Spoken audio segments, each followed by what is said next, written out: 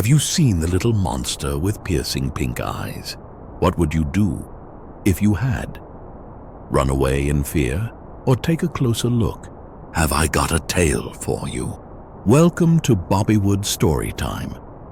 Ricky the Little Monster with Piercing Pink Eyes. Chapter 1. Hallowwood. Once upon a time, a little monster lived in the haunted manor of House Draculwolf, nestled in the town of All Hallows Wood, which everyone simply called Hallowwood. It was a realm carved from the stuff nightmares are made of, where frightful monsters, wicked spirits, the recently deceased, and the ageless undead dwelled in a phantom feudal system. In a land of perpetual night and fog, Hallowwood sat in a dimension believed to be beyond the reach of fleeting, impermanent beings. Yet, during designated times, its monstrous inhabitants would cross over into the mortal realm, sowing fear and havoc unchecked. Within Hallowwood, numerous sites held ties to tangible locations in the finite world of the living. The haunted manor he resided in, for instance, was tethered to an earthbound hospice. Our little monster was acquainted with many of the dearly departed residents who had crossed over.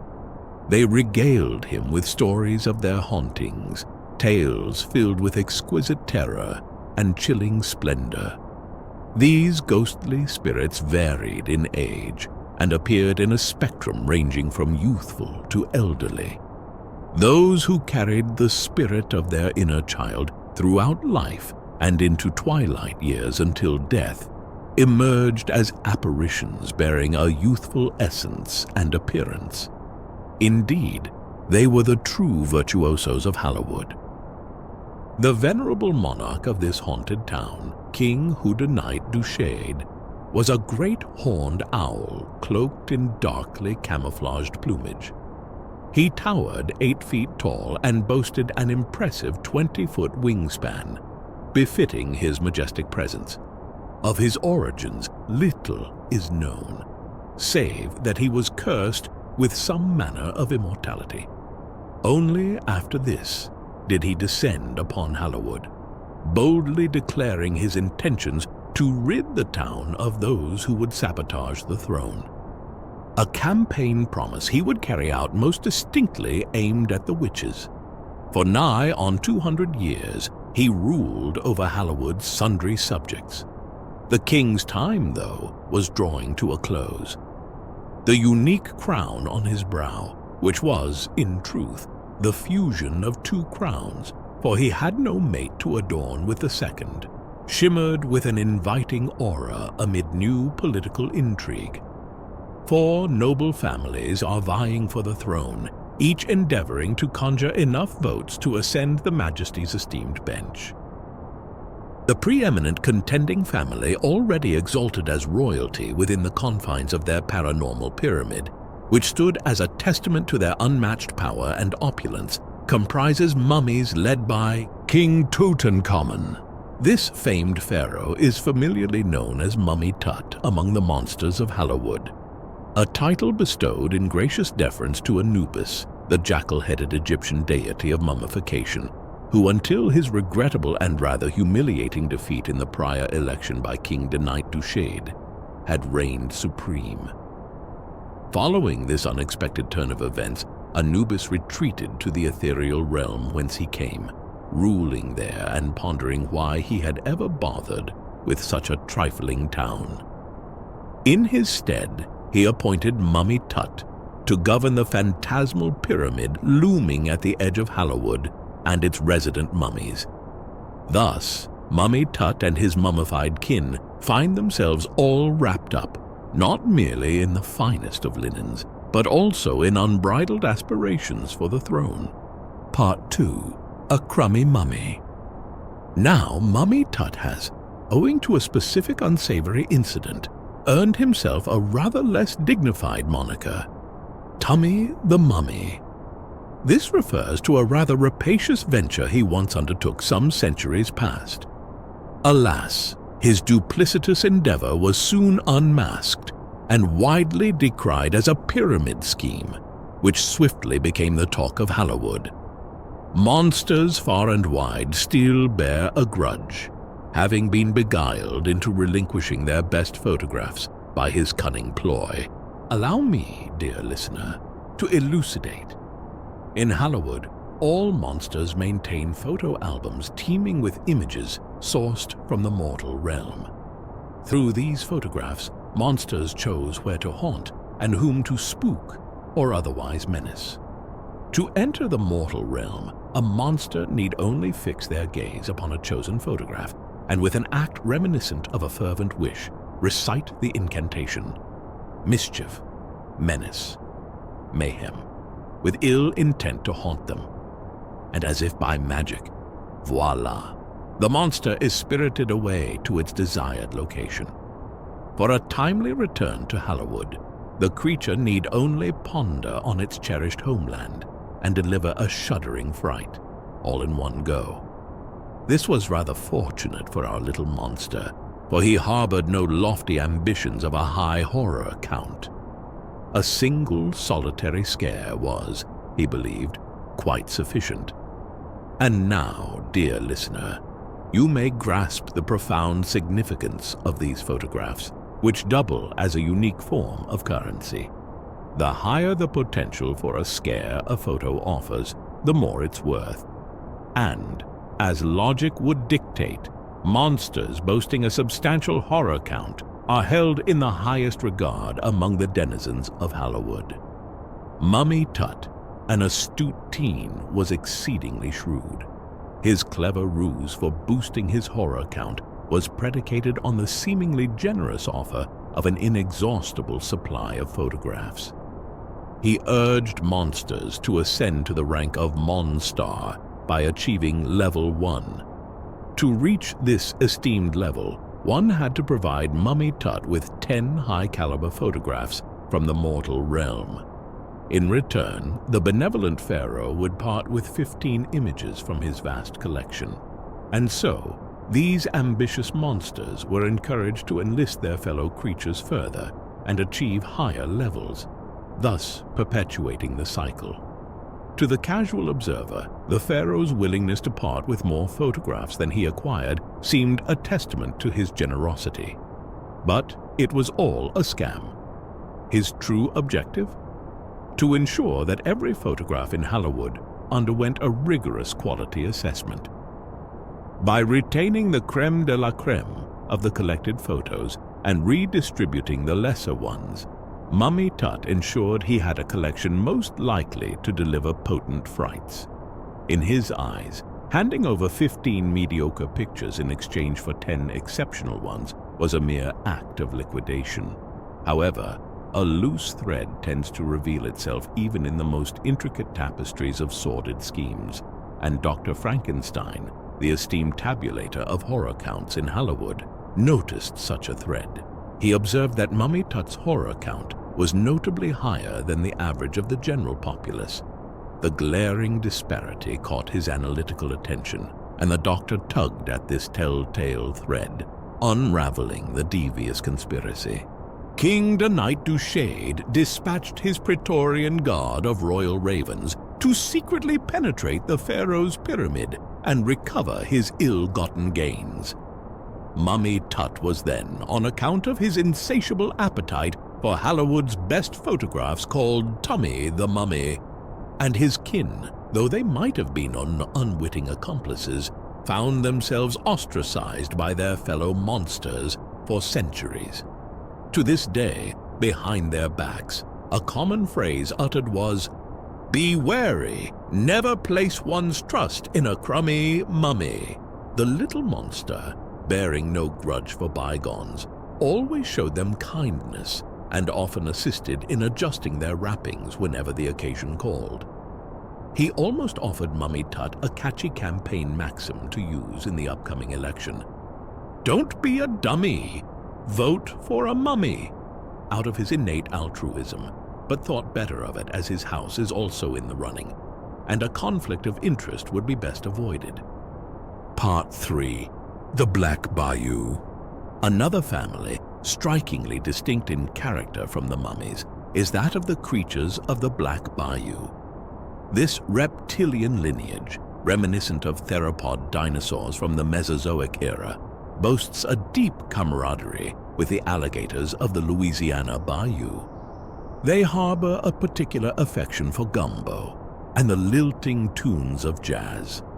Their stature is quite esteemed for their commendable horror accounts and their diabolically delightful dish, the monster mock. This eerie twist on the Creole dish, mock choux, boasts not vegetables, but the seasoned and aged innards of bodies long abandoned by their resident ghosts. The little monster proves invaluable in procuring these macabre constituents, sourced chiefly from Hallowwood's temporally linked graveyard. He also secures donations from Dr. Frankenstein, who, ever the enterprising spirit, generously contributes, particularly after executing his novel procedure, which he dubs the remains entrails reversal. This operation, aimed at enhancing a zombie's speed, offers a side benefit. Zombies can now feast on even more human flesh without the restrictions of a typical stomach's capacity. While the verdict is still out on its full efficacy, early indicators are promising. The gathered ingredients for this devilish dish are then sautéed to perfection at Barba Gilly's Black Bayou Bistro. Barba Gilly, the esteemed chieftain of the Creature clan and a chef of exceptional talent, trained under the spectral guidance of the finest ghostly gourmet maestros of the Louisiana region. She dedicates her hours to her cherished eatery, reliably serving monster mock and her special boo brews. Monsters congregate on the back deck, overlooking the bog, eagerly swaying to their jazz anthem, the Monster Marsh, with the chorus resounding, "We'll lurk the marsh, we'll lurk the monster marsh." The creatures display killer syncopated swing dance routines. The little monster never misses an opportunity to delight them with his own spontaneous and spirited improvisations. Part 4. Witches Get Stitches. For centuries, the Coven of Hallowwood, now known as the Coven of the Woeful Wood, was a formidable contending house for the throne. This coven is comprised of a trio of mystical entities. First was Lily Loving, a soul most tragic, wrongly accused during the Salem witch trials of forging an infernal pact with Lucifer, the morning star. She met her fate hanging from a rope.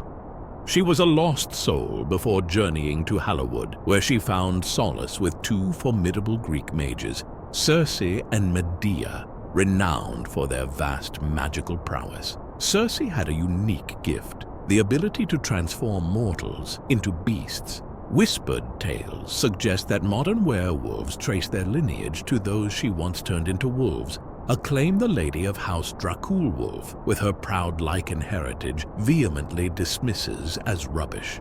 Finally, there was Medea, the granddaughter of the Greek god Helios, who had rejected Mount Olympus and its pantheon of Olympian deities for the betrayal, heartache, and misfortune they brought upon her. She chooses the eternal darkness of Hallowwood instead, and embraces its shadows as her sanctuary. She is a master at channeling her inner turmoil, using it as an endless source of destruction and passionate revenge.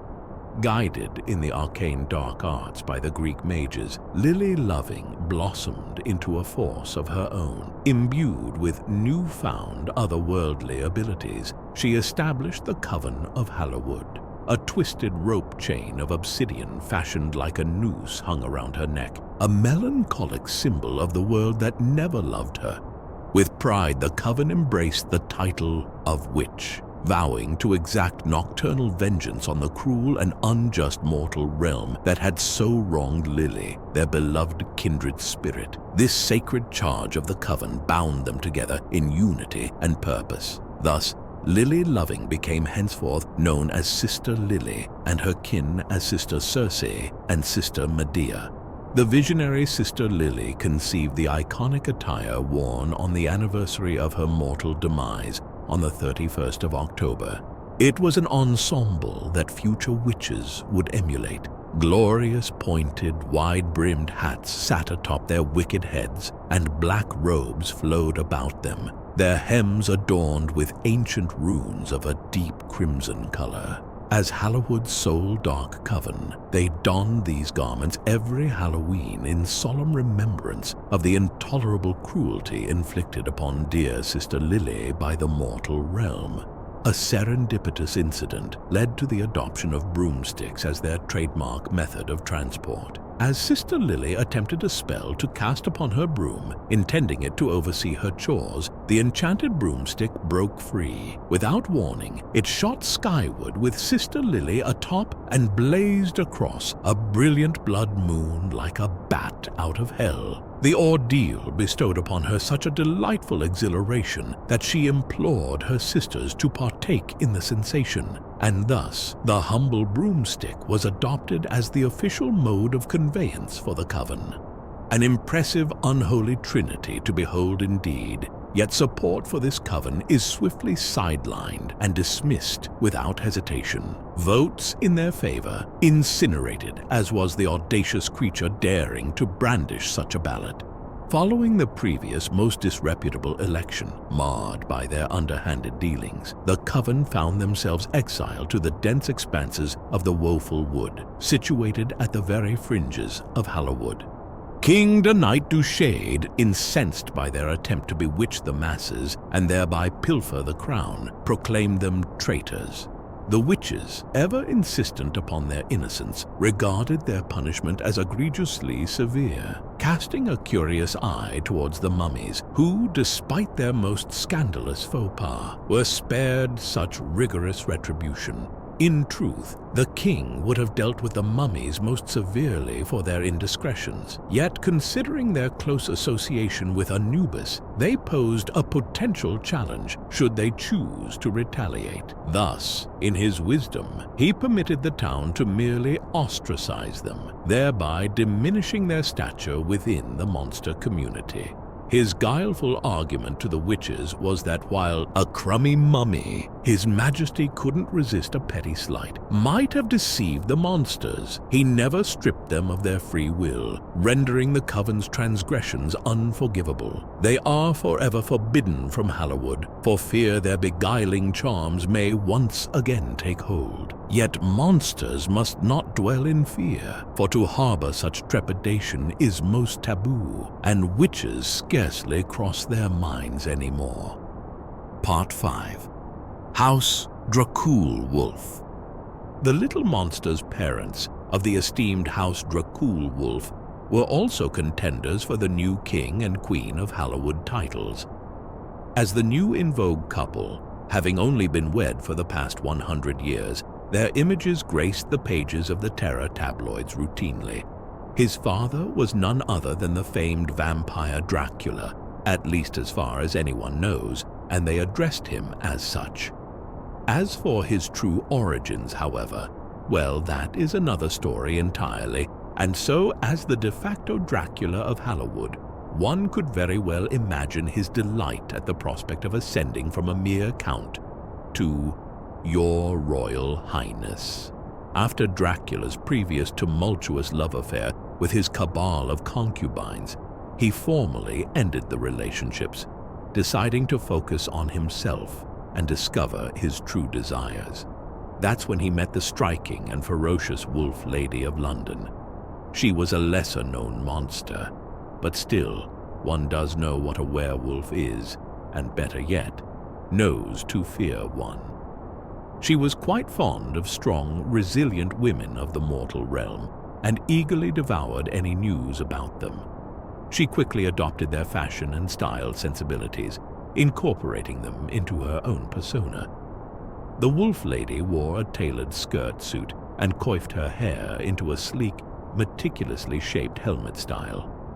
She wasn't a fan of Count Dracula's flippant manner or his choice to consort with concubines. But the Count was charismatic, reliable, and devoted, a combination hard to find in any monster or mortal for that matter. Their union came as a surprise to all of Hallowwood, but a welcome one, and they became the unofficial royal couple. The Wolf Lady has taken the lead in managing their campaign for the crown. Her slogan, "Hear Me Howl," was gaining traction among the monsters in this election cycle. The morbidly splendid couple was already blessed with a bundle of horror, a spirit orb of tenacious light, which they called Little Ghoul. However, they couldn't resist the little monster when he arrived at their doorstep some years back. "How terrifying!" the Wolf Lady exclaimed when she first laid eyes on him. "I should like to have a wretched beast as him for a son," she proclaimed, and by royal decree it was made so, and the name Wretched Beast stuck. Though unlike any other in Hollywood, the little monster doubtless appeared a most fitting and horrifying scion of a prominent family vying for the next royal title. As a child, he had a single spiraled moonstone horn marked with subtle streaks of pink nestled between his generous ears, and a series of small spikes adorned his back, creeping all the way to his pitchforked tail. His coat, as dark as a moonless night, bore hints of rich chocolate upon his face, which eventually faded, blending seamlessly with the deep obsidian of his fur. His unique horn dropped off as he grew, much like a deer sheds its antlers. However, unlike a deer, it never grew back. The Wolf Lady, ever the proprietor of relics and oddities, keeps it mounted in the library as a precious keepsake. The entrancing horn of moonstone was imbued with the pale luminosity of the moon's own embrace, and the subtle streaks of pink gave it the haunting hue reminiscent of the very blood moons she'd render her melancholic howls to. She often muses upon its latent potential. Had it been wielded, it might have served as a formidable instrument of piercing might. Her only consolation, his eyes, those unsettling orbs, which radiated an eerily vivid shade of the same haunting pink that no moon could ever rival. Aside from his unknown pedigree, his ghastly looks and prominent standing in the monster community gave the appearance that he had it all, or so everyone believed.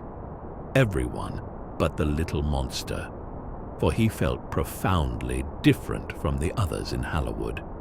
Among his steadfast companions was a cunning black cat by the name of Shelley, and then there was Bram, a peculiar creature bearing an armadillo's head, wearing his signature expression of a post-mortem contraction and boasting a body resembling that of a possum, complete with a long raccoon-like tail. The Wolf Lady affectionately referred to them as his trash pals, to which they would respond fiercely, declaring, "Trash pals are the best pals." Wretched Beast could indeed learn a thing or two from them, the Wolf Lady often mused. As the little monster lay in his bed of moist soil, teeming with mealworms, he yearned for something more, a purpose. His interest in aiding others far exceeded his desire to frighten them. He adored hearing expressions like "thank you," "how kind," and other such tokens of gratitude. These polite words he only ever heard from his mother, though she was indeed a terrifying Wolf Lady. One mustn't forget the locative descriptor of London as part of her name. She is, therefore, quite English, and thus quite proper, at least as proper as a wolf person can be. The other creatures in Hollywood, however, reveled solely in eliciting terror. The bone-chilling, blood-curdling shrieks of mortals in utter fear filled their hearts with glee. The terrible truth was that he wasn't impressed by monstrous acts or noises. He preferred pleasing, peaceful, beautiful things. Take a moment, curious soul, to like and share this unfolding saga. Subscribe to not miss any part of this chronicle, and read the novella for the full story. Ricky the Little Monster with Piercing Pink Eyes